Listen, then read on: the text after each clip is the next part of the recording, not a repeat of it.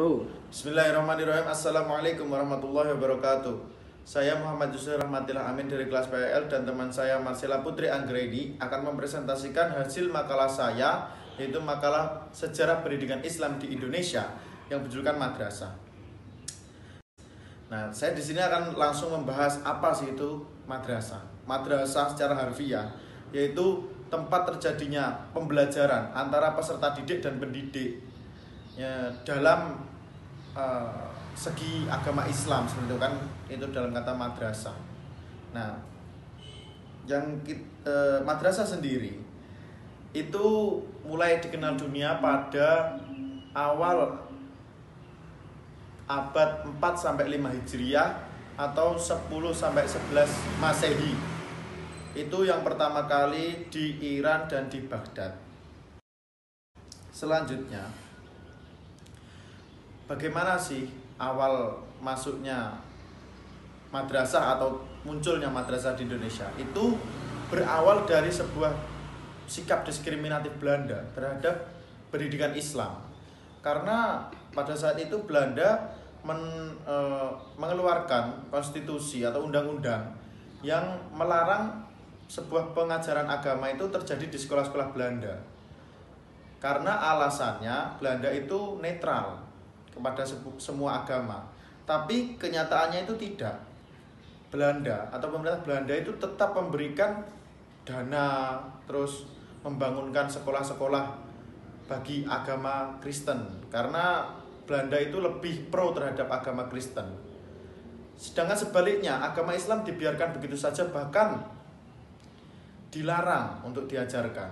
Nah, karena sikap diskriminatif tersebut, muncullah dua perlawanan. Yang pertama adalah defensif, yaitu dengan bentuk para ulama-ulama tradisional kita zaman dahulu itu menghindari para politikus-politikus Belanda atau menjauhi para pamong-pamong Belanda seperti itu pada zaman dahulu.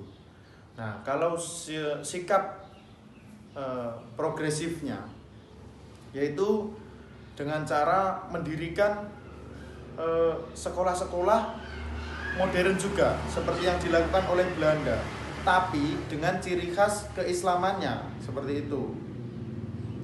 Nah, seperti yang dilakukan perlawanan progresif ini itu dengan pendirian madrasah dengan dominasi mata pelajaran agama ditambah mata pelajaran umum seperti yang terjadi di Madrasah Adabiah Padang Panjang. Terus ada juga pendidikan sekolah umum model Belanda ditambah mata pelajaran agama. Terus ada juga pendirian madrasah dengan bidang kajian sepenuhnya agama atau yang biasa kita sebut madrasah diniyah salafiyah seperti yang terjadi pada saat ini di pondok-pondok pesantren. Selanjutnya, bagaimana sih madrasah saat sebelum kemerdekaan? Saat sebelum kemerdekaan, madrasah itu ada banyak yang didirikan ya. Yang paling terkenal itu sistem lembaganya dahulu. Pada saat itu, sistem lembaga yang ada di Indonesia itu menggunakan masjid dan langgar serta menggunakan pesantren atau didirikannya banyak pondok pesantren. Nah, contohnya madrasah-madrasah yang ada di dua tempat tersebut adalah Madrasah Adabiah atau Adabiah School yang ada di Padang Panjang, Sumatera Barat. Jadi tidak hanya di Jawa saja, namun di seluruh Indonesia. Nah, terus ada juga lagi sekolah agama, Madrasah School, terus ada juga Madrasah Diniyah, Madrasah Muhammadiyah, terus Sumatera Tawalib dan Madrasah Diniyah Putri. Jadi sebelum kemerdekaan itu banyak sebenarnya sekolah-sekolah yang berbentuk madrasah yang sudah ada di Indonesia. Seperti itu. Mungkin dari saya seperti itu, akan dilanjutkan oleh teman saya Mbak Marcella. Di sini saya akan menjelaskan tentang pendidikan madrasah pasca kemerdekaan. Perkembangan lembaga pendidikan Islam di Indonesia pasca kemerdekaan diwarnai dengan model pendidikan dualistis, yaitu yang pertama, sistem pendidikan dan pengajaran pada sekolah-sekolah umum yang sekuler, tidak mengenal ajaran agama, yang merupakan warisan dari pemerintah kolonial Belanda. Pendidikan ini hanya mencakup kalangan masyarakat, terutama hanya kalangan atas. Yang kedua, sistem pendidikan dan pengajaran Islam yang tumbuh dan berkembang di kalangan masyarakat Islam, baik yang bercorak isolatif tradisional maupun yang bercorak sintesis dengan berbagai variasi pola pendidikannya. Pendidikan ini tumbuh dan berkembang secara mandiri di kalangan rakyat dan berakar dalam masyarakat. Dua sistem ini sering dianggap saling bertentangan karena tumbuh dan berkembang secara terpisah. Pendidikan Islam di Indonesia pasca kemerdekaan dibagi menjadi dua, yaitu satu, pendidikan Islam sebagai lembaga. Pendidikan Islam sebagai lembaga tumbuh dan berkembang pada masa kemerdekaan dengan pesat seperti pesantren, sekolah, madrasah, dan perguruan tinggi. Pesantren yang sudah berdiri sejak ratusan tahun sekarang mendapat tempat untuk berkembang. Sedangkan sekolah terbagi menjadi dua, yaitu negeri dan swasta. Yang kedua yaitu pendidikan Islam sebagai mata pelajaran. Pendidikan Islam secara formal telah dimasukkan ke sekolah-sekolah sejak 1945 dan perhatian pemerintah terhadap pendidikan Islam sudah baik, di mana lembaga-lembaga tersebut sudah disetarakan dengan sekolah umum, sehingga tidak lagi terdapat perbedaan antara lembaga satu dengan lembaga yang lainnya. Lalu, sistem pendidikan dan pengajaran di madrasah merupakan perpaduan antara sistem yang berlaku di pondok pesantren dengan sistem yang berlaku di sekolah-sekolah modern. Selanjutnya, saya akan membahas tentang kondisi madrasah pada masa kini.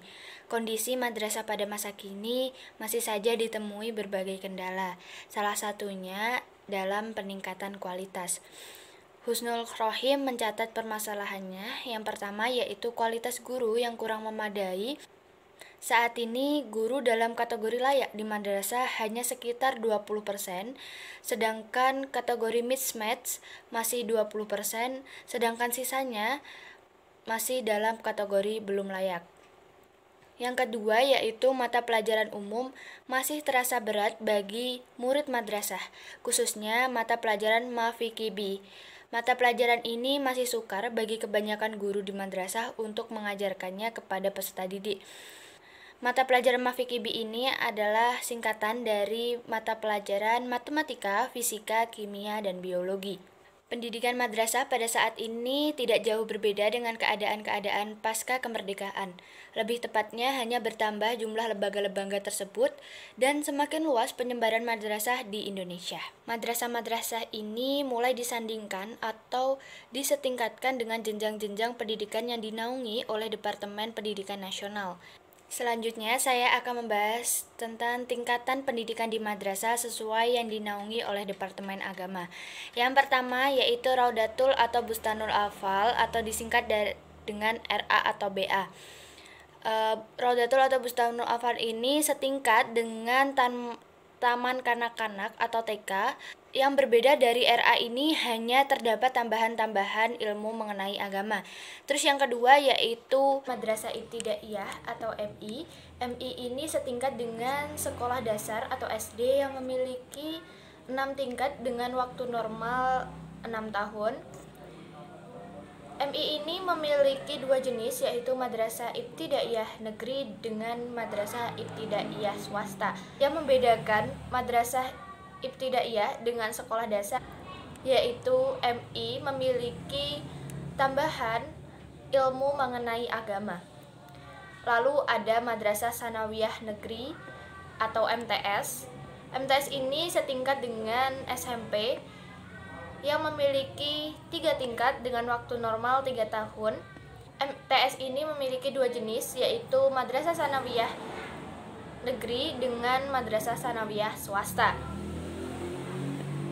Yang membedakan MTS dengan SMP yaitu sama dengan MI tadi, yaitu memiliki tambahan-tambahan ilmu agama. Selanjutnya yaitu Madrasah Aliyah. Ini dibagi menjadi dua juga, ada Madrasah Aliyah swasta dan Madrasah Aliyah negeri. Madrasah Aliyah ini setingkat dengan sekolah menengah atas atau SMA yang memiliki 3 tingkatan dan menempuh 3 tahun jenjang pendidikan. Sama seperti yang tadi yaitu adanya tambahan-tambahan ilmu agama. Yang kelima yaitu Madrasah Aliyah Kejuruan atau MAK yang merupakan lembaga pendidikan Islam kejuruan yang setara dengan SMK, namun dengan tambahan-tambahan ilmu agama. Segitu dulu yang bisa kami sampaikan, kurang lebihnya mohon maaf. Semoga bermanfaat kepada teman-teman semuanya. Akhiran, wassalamualaikum warahmatullahi wabarakatuh.